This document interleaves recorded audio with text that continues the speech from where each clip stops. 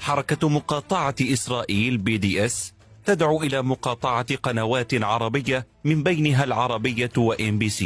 الفضائيات العربية الناطقة باسم الاحتلال وفق تصنيف BDS هي القنوات السعودية، العربية والحدث وشاهد وMBC، والفضائية الإماراتية سكاي نيوز عربية، واللبنانية MTV.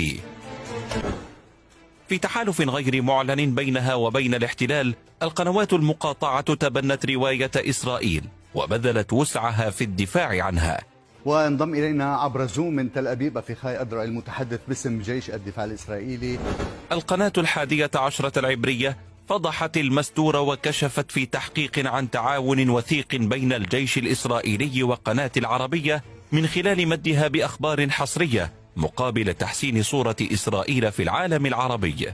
קורה משהו בממשקים שבין ישראל לבין אל-ערבייה.